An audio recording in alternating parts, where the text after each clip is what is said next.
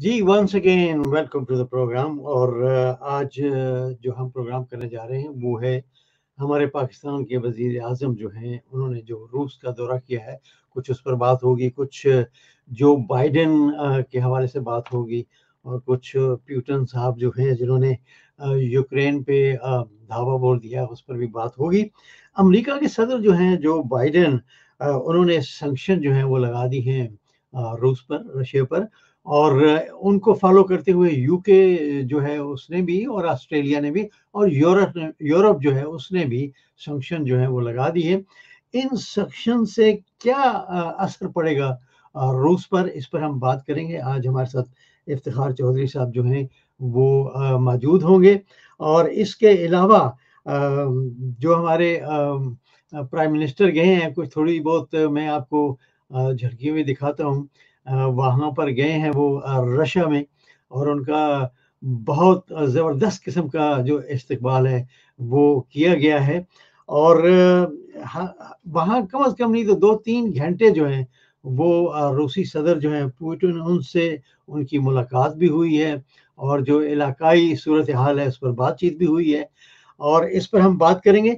दूसरा, हमारा जो मीडिया है, मेन मीडिया जो है उसमें कुछ ऐसे लोग बैठे हुए हैं जो कि पाकिस्तान के जो खिलाफ बात करते रहते हैं, उनके बारे में भी हम बात करेंगे कि इन लोगों को कैसे रोका जाए। और दूसरा, ये एक प्रॉक्सी वॉर जो है वो अब चल पड़ी है, और अमेरिका जो है उसने तकरीबन $5 मिलियन जो हैं वो मुख्तस किए हैं सिर्फ इस चीज़ के लिए, जो प्रॉक्सी वॉर है उसके लिए। जो बाइडेन से एक सवाल हुआ था कि क्या आप चाइना के साथ इस चीज़ पर बात करेंगे जो यूक्रेन और रूस के दरमियान हो रहा है, तो उन्होंने कहा कि मैं इस पर कोई कमेंट नहीं करूँगा। और फिर एक और जो सहाफ़ी था, उन्होंने कहा कि इंडिया के साथ आप बात करेंगे, तो उन्होंने कहा इंडिया के साथ अभी बात नहीं हुई, हम ज़रूर उनके साथ बात करेंगे। तो बहरहाल इमरान खान साहब जो हैं वो अपना दौरा मुकम्मल, एक कामयाब दौरा अगर कहें तो इसमें कोई हर्ज नहीं होगा, वो करने के बाद अपने मुल्क में वापस जो हैं वो पहुंच चुके हैं। मुझे ज्वाइन कर लिया है जनाब इफ्तिखार चौधरी साहब ने, all the way from Islamabad. जी, अस्सलाम वालेकुम। वालेकुम सलाम काई साहब। जी इफ्तिखार भाई, ये जो दौरा है हमारे प्राइम मिनिस्टर का रूस का, उसको आप कैसे देखते हैं? क्योंकि अभी मैंने कहा कि जो बाइडेन साहब से कुछ सवालात सहाफ़ियों ने किए कि आप चाइना से बात करेंगे जो कुछ हो रहा है रूस और यूक्रेन के दरमियान, तो उन्होंने कहा कि no comments on this question. तो क्या वजह है? क्या अमेरिका जो है वो चीन और रूस के साथ एक जंग में मुलव्वस होने जा रहा है?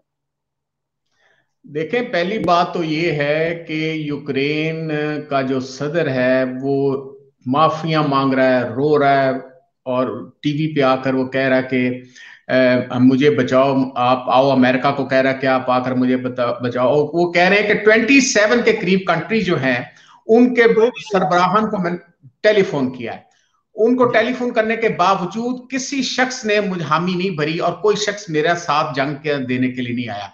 और इस वक्त, जिस वक्त हम गुफ्तगू कर रहे हैं, मेरा ख्याल चेरनोबिल पर कब्जा हो गया, जो प्लांट कुछ अर्सा पहले आपको याद होगा फटा, जिसमें हजारों लोग मर गए थे, उस पर कब्जा हो गया। यूक्रेन के तकरीबन जो मेन सिटीज हैं उनको उन्होंने कब्जा कर लिया है जिस वक्त तक, और एन मुमकिन है। और इसके बावजूद भी अमेरिका की तरफ से कोई वो नहीं आया, ना इमदाद आई, ना उसके ऊपर कोई मिलिट्री इमदाद एड जो है, या जी वो इमदाद उनके लिए, यूक्रेन के लिए तो नहीं आई, लेकिन जो सैंक्शंस हैं वो रूस पर लगाए जा रहे हैं। पहले भी 2014 में गालबन इन पर सैंक्शन लग चुके हैं, तो क्या असरात सर, होंगे सैंक्शन मुझे बताएं कि अमेरिका पाकिस्तान पे सैंक्शंस नहीं लगी थी। आप मुझे बताएं दुनिया की कितनी कंट्रीज पर सैंक्शंस लगी है, क्या ईरान पर सैंक्शंस नहीं लगी थी? वो सारे देखें, वहां पे जो हुकूमतें तब्दील नहीं होती सैंक्शंस लगने से, वहां पे इकोनॉमिक इश्यूज तो हो सकते हैं, लेकिन अब ये देखें कि जो रशिया है वो 50% से ज्यादा जो उनकी आधी से ज्यादा जो गैस है वो यूरोपियन यूनियन ले रही है। आधी से ज्यादा जो यूरोप है, यूरोपियन कंट्रीज वो ले रही हैं। गैस उनका चल रहा है, पेट्रोल का दूसरा तीसरा बड़ा दुनिया का सबसे बड़ा जखीरा है। आप देखें उसकी वजह से वो कितनी प्राइस आई, क्योंकि $100 से ज्यादा उसका वो रेट बढ़ गया। तो मेरा कहने का मकसद ये है कि ये जो सैंक्शंस हैं ये इतना कोई डिविडेंड पे नहीं करेगी अमेरिका को। सैंक्शंस तो पहले भी लगती हैं और लगाते रहे हैं ये लोग। अमेरिका का आप ये देखें कि जंगे अजीम 1945 के बाद से लेकर अब तक 33 कंट्रीज पर बमबारी कर चुका है, ठीक है ना। और ये अपनी जो जमहूरियतों को सपोर्ट करता है, अपने वेस्टेड इंटरेस्ट के लिए सपोर्ट करता है। जो रशिया है वो 2014 की आपने बात की है, उस वक्त से ये कहता आ रहा है कि नेटो की फोर्सेस जो है या नेटो को एक्सपेंशन जो है वो यहां तक ना करें, यूक्रेन को उसका मेंबर बनाने की कोशिश मत करें। आपने पोलैंड के अंदर इसने अमेरिका ने अपने बेसिस बना लिए, पोलैंड तो साथ मिल गया है इनके तकरीबन। अमेरिका जो नेशनल सिक्योरिटी है रशिया की वो तो कंप्रोमाइज होती है, तो उन्होंने मिन्नतें करते रहे, लेकिन अगर ये बाज नहीं आया तो फिर उन्होंने ये देखा कि प्यूटन ने कि इस पर अटैक करना चाहिए, और उसको ये शायद थी कि शायद अमेरिका मेरी मदद करेगा। लेकिन अब उनको पता चल गया कि अमेरिका कभी किसी की मदद नहीं किया। आपका 1971 में बैरी बेड़ा आना था, आज तक नहीं वो आया।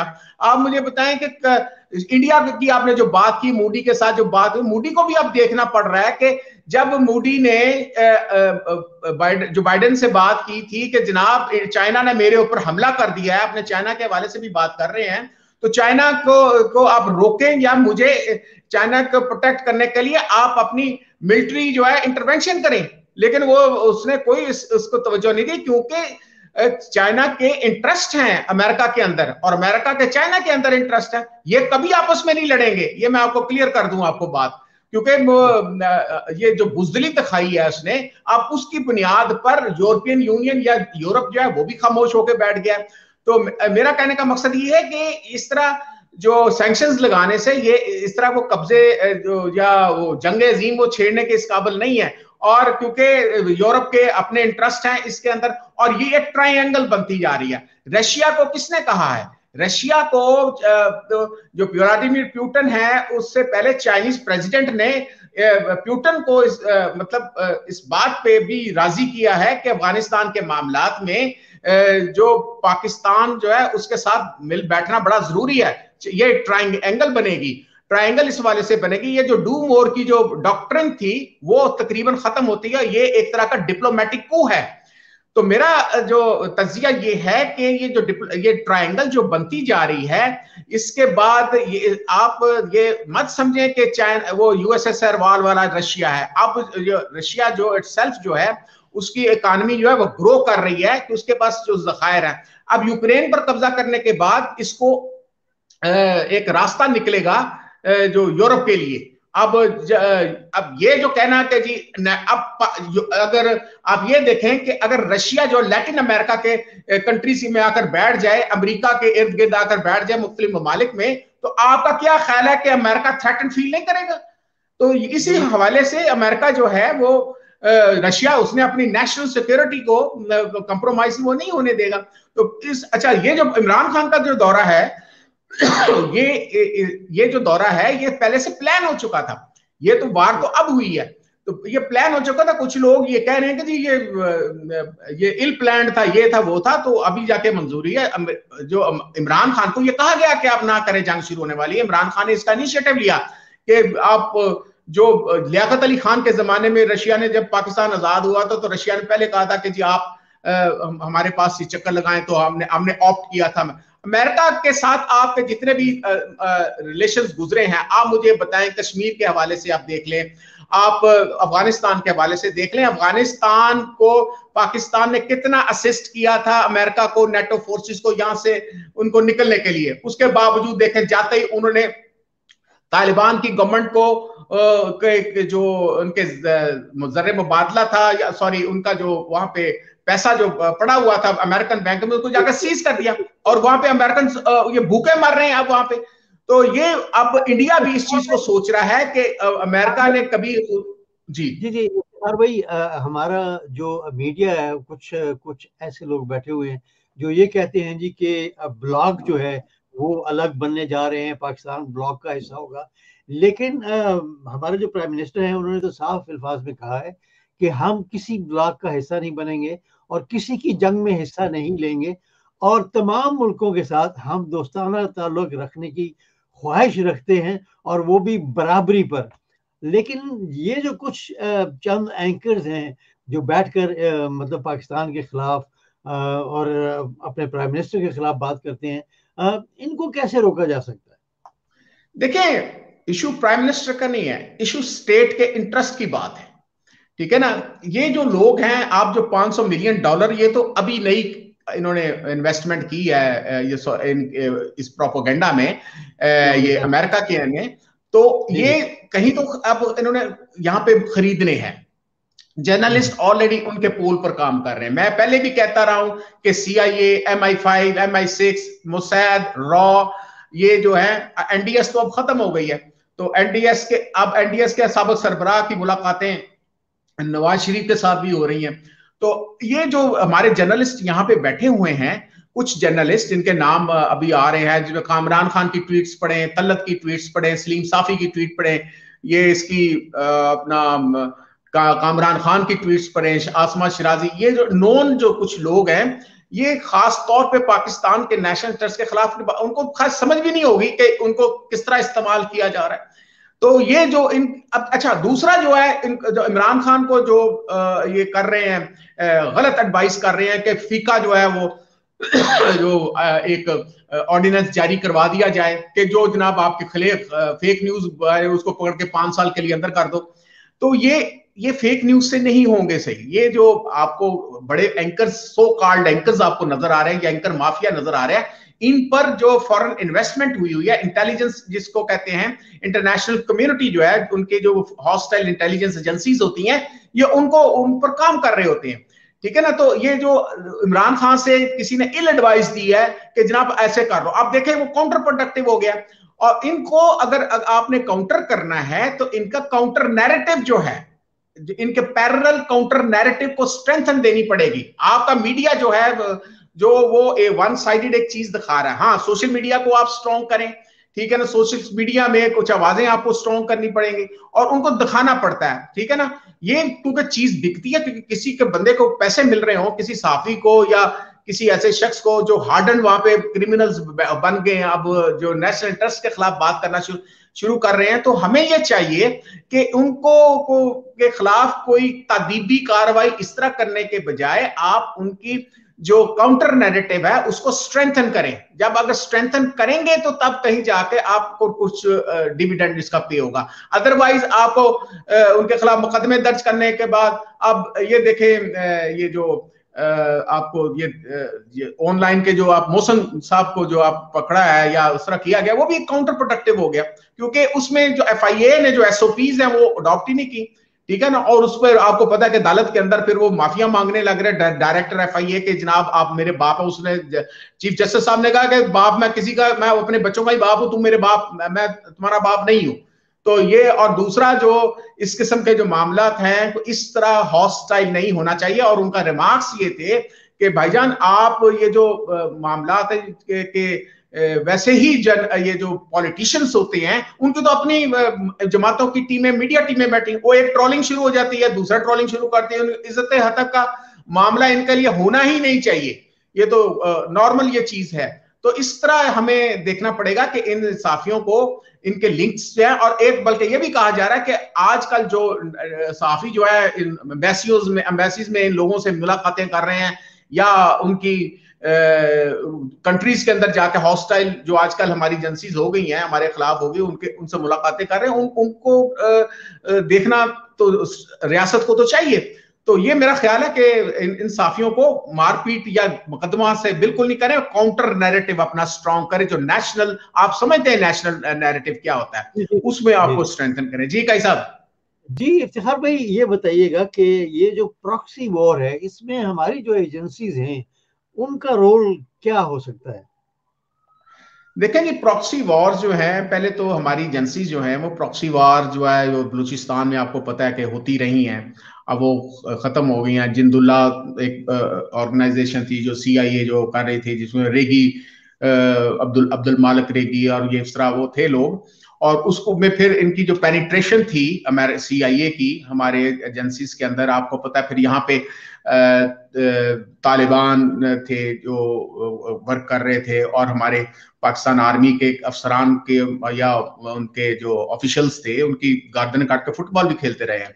तो इस प्रॉक्सी वार को तो जनरल राहील के जमाने से लेकर जनरल बाजवा के जमाने से इसको बिल्कुल उनको साफ सफाया कर दिया बलूचिस्तान में। और आपको देखा भी होगा कि कुलभूषण यादव को इसको अरेस्ट किया, जो सर्विंग था विंग कमांडर जो है नेवी, सॉरी विंग कमांडर कह रहा हूँ, कमांडर नेवी, नेवल कमांडर था। तो वो नेवल कमांडर जो है वो उसको अरेस्ट किया गया, और उस जो क्योंकि बलूचिस्तान के अंदर ये फोकस है, तो बलूचिस्तान क्योंकि चाइना का भी इंटरेस्ट है तो ग्वादर में, और पाकिस्तान के भी इंटरेस्ट है, और ये इंटरेस्ट जो हमारे कुछ कंट्रीज जो हैं अरब की कंट्रीज हैं उनका भी, उनको बहुत बुरी नजर से देखते हैं। वो कभी भी नहीं चाहेंगे ग्वादर की पोर्ट जो है वो ग्रो करे, वहां से पाकिस्तान और चाइना का इंटरेस्ट जो है वो डेवलप।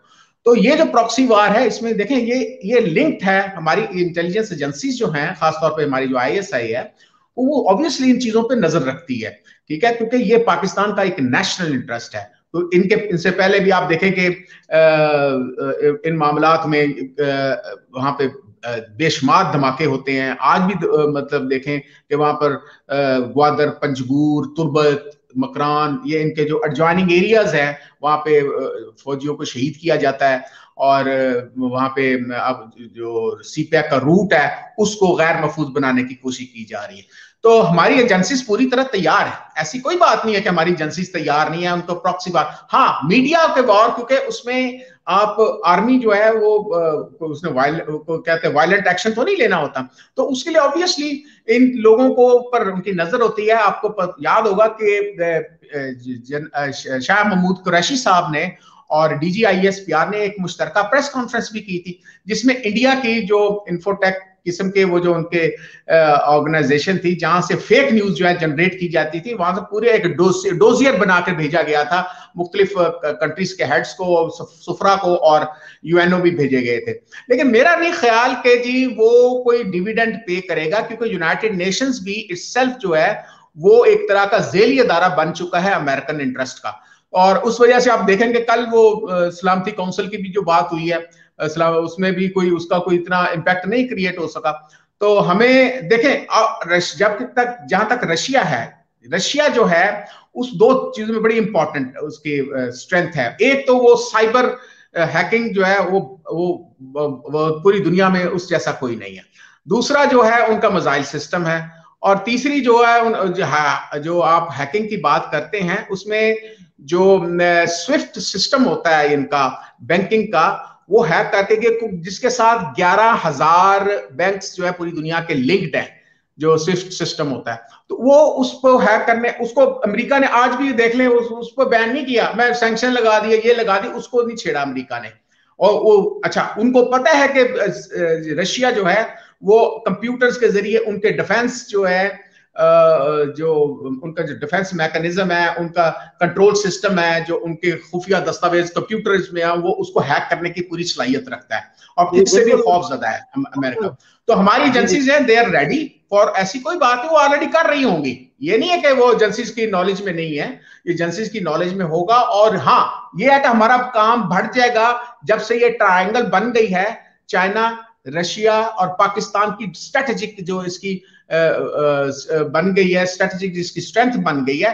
तो उस वजह से अब ये देखें कि पोलैंड में भी एक नेतन्याहू की मुलाकात हुई थी, साबिक जो है सुल्तान काबूस जो है अमान के, हालांकि अमान ग्वादर से बिल्कुल सामने मस्कत आपको नजर आता है, रात को अपना लाइट्स आपको नजर आएंगी।